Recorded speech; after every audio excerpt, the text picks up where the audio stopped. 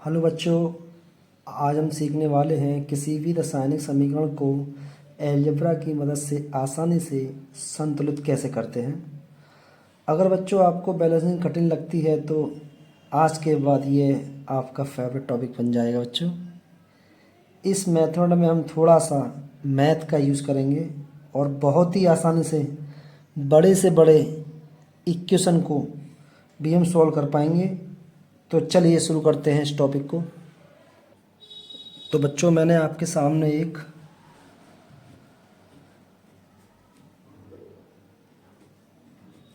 असंतुलित समीकरण लिख ली है बच्चों,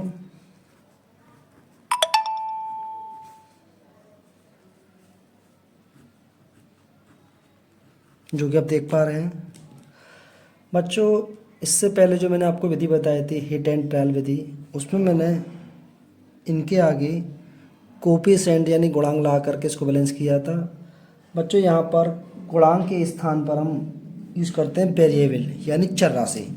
तो मैंने यहाँ पर आप चर ए बी सी डी मान लीजिए या एक्स वाई जेड मान लीजिए। मैं ये बच्चों यहाँ पर मान रहा हूँ ए बी सी और डी। तो बच्चों, यहाँ पर मैं अब सेकंड स्टेप जो आएगा बच्चों, प्रत्येक तत्व के लिए समीकरण बनाऊंगा। जैसे मैं बच्चों बना रहा हूँ कार्बन के लिए समीकरण बना रहा हूँ बच्चों, कार्बन के लिए समीकरण। फिर बच्चों मैं बनाऊंगा हाइड्रोजन के लिए समीकरण। फिर बच्चों बनाऊंगा मैं ऑक्सीजन के लिए समीकरण। तो बच्चों मैं देखिए बच्चों, अब यहाँ कार्बन के आगे कोई संख्या तो नहीं है, गुणांक नहीं है। तो यहाँ पर सी में कितना है ए, और उधर कितना सी, यहाँ भी ए ही है बच्चों। समीकरण नंबर 1 बन गई बच्चों। बच्चों बात कर रहा हूँ हाइड्रोजन की। तो यहाँ बच्चों कितने हाइड्रोजन है टोटल, CH4 में 4 का मतलब करेंगे इससे तो हो जाएगा बच्चों 4A। बच्चों यहाँ पे कितने हैं 2, कितना हो जाएगा बच्चों 2D। बच्चों बात करूँगा मैं ऑक्सीजन की। तो देख पा रहे हैं बच्चों यहाँ पे कितना आपका 2B, और बच्चों यहाँ पे भी कितना आपका 2C। और बच्चों डी कितना है, यहाँ पर एक ऑक्सीजन होगी, एक कमरा ऐसे करेंगे कितना बचाएगा डी आएगा। अब बच्चों जो अगला स्टेप है बहुत इम्पोर्टेंट स्टेप है।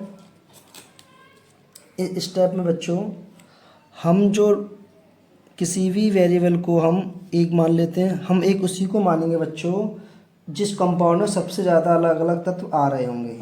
तो मैं बच्चों यहाँ पर मैं C बराबर 1 मान लेता हूँ। जब C बराबर 1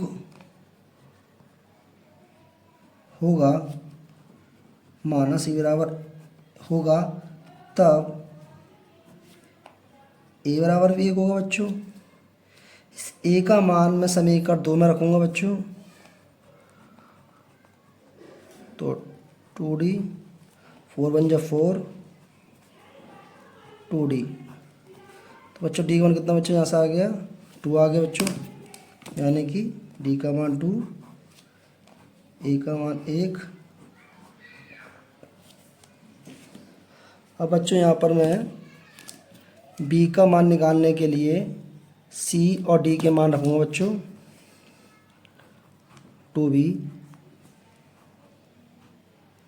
C का मान बच्चों हमने 1 माना था, D का मान बच्चों हमने यहाँ से D का मान कितना निकाला बच्चों 2 निकाला है, 2B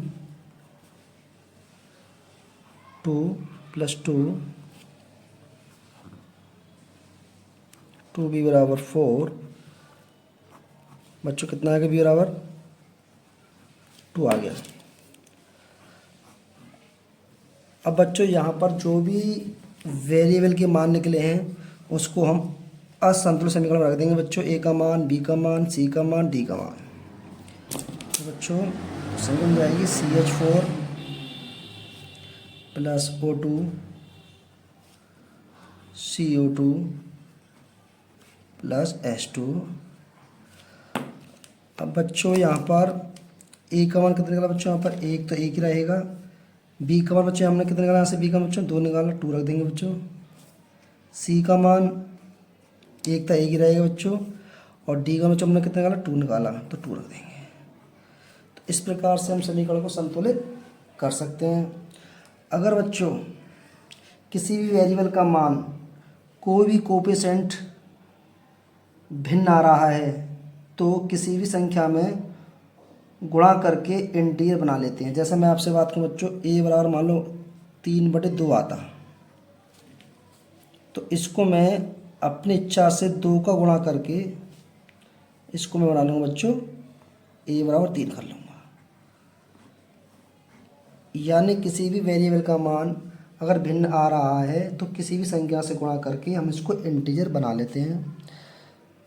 अब मैं बच्चों एक आपके लिए एक इक्वेशन दे रहा हूँ, आप इसको स्वयं करेंगे बच्चों। Fe plus H2O Fe3O4 plus H2। बच्चों मैं आशा करता हूँ कि आप ये वाला मेथड सीखे होंगे और आप इस अभिक्रिया को संतुलित करके इस विधि को स्वयं करेंगे। धन्यवाद बच्चों।